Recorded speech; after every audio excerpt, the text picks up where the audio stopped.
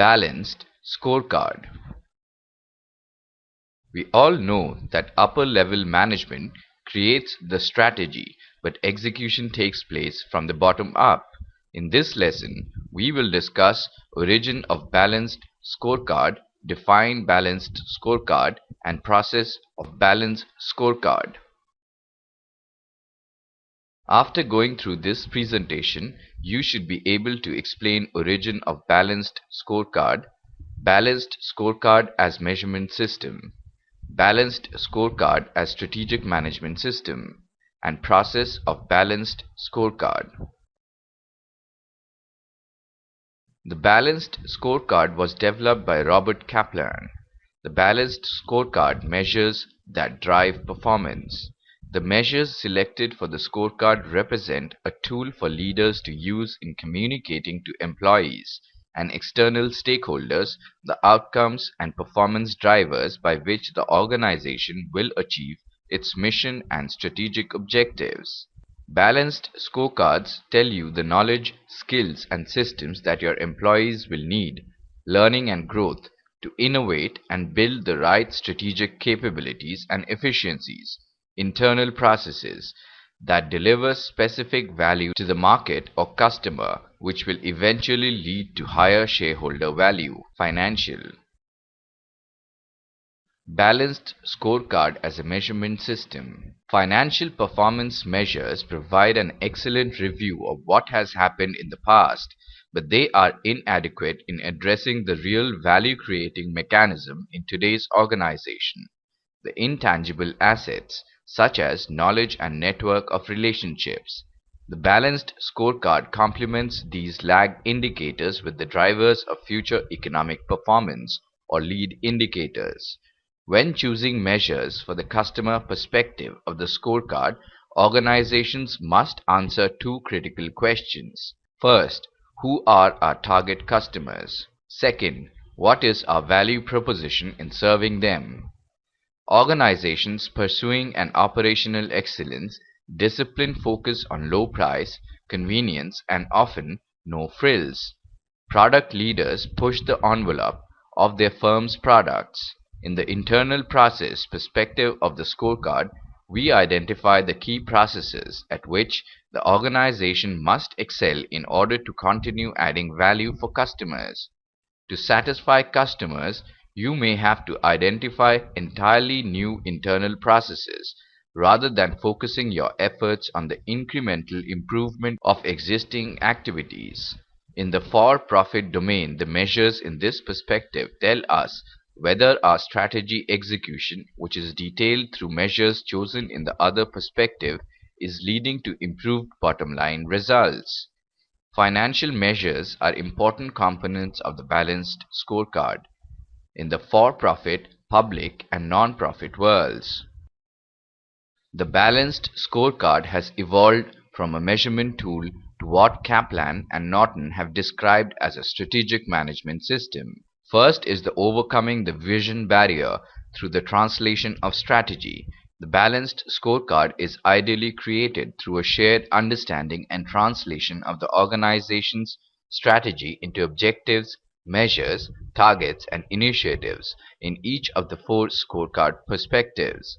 Using the balanced scorecard as a framework for translating the strategy, these organizations create a new language of measurement that serves to guide all employees' actions towards the achievement of the stated direction.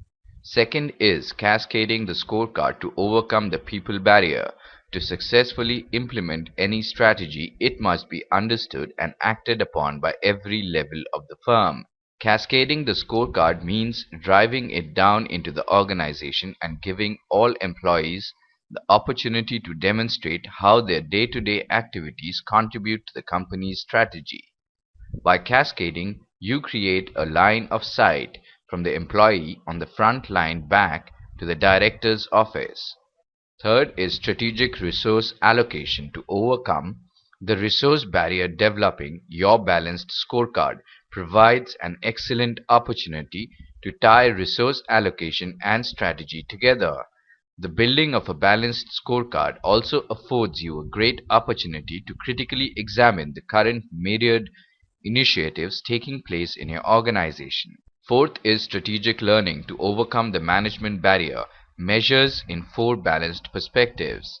The balanced scorecard translates your vision and strategy into a coherent set of the balanced scorecard, provides the necessary elements to move away from this paradigm to a new model in which the scorecard results become a starting point for reviewing, questioning, and learning about your strategy.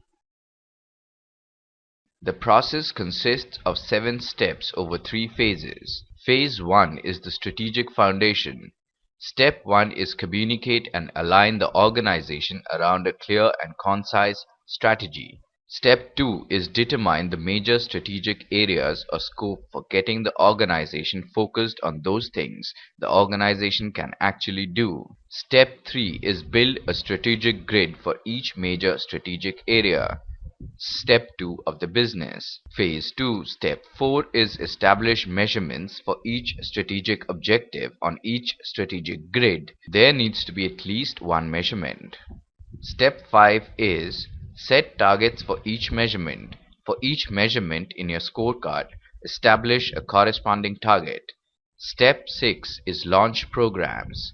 Things will not happen unless the organization undertakes formal programs, initiatives, or projects. Phase 3. Step 7 is deployment. Once the balanced scorecard has been built, you need to push the entire process into other parts of the organization until you construct a single coherent management system. This pulls everything together, allowing successful execution of your strategy. Now let us check if we have understood the various concepts discussed in this lesson clearly. The balanced scorecard complements these lag indicators with the drivers of future economic performance or lead indicators. Right or wrong? Right. Goal is an overall achievement that is considered critical to the future success of the organization. Goals express where the organization wants to be. Right or wrong? Right. Visions are major initiatives or projects that must be undertaken in order to meet one or more strategic objectives. Right or wrong? Wrong. Before we end, let us briefly revise what we have studied till so far. The balanced scorecard is a powerful tool that enables any organization to pinpoint and track the vital few variables that make or break performance. The measurement of organizations has been financial. However, our dependence on financial measures of performance has come under criticism in recent years. Successfully implementing strategy is the third and final key issue facing the enterprise. 4 barriers to strategy implementation exist for most organizations: a vision barrier, people barrier, resource barrier, and management barrier. Strategy is the foundation around which all other activities take place. Balanced scorecards provide the framework by which an organization executes its strategy. The groundwork for building your balanced scorecard is to set the organization around a clear and concise strategy. The financial and customer perspectives tend to represent the deliverables. Completing the strategic foundation, phase 1 is the most important step in designing the balanced scorecard. The 3 primary components of the balanced scorecard: measurements, targets, and programs. Measurement control the process through communication and learning. Targets are the specifics of the strategy.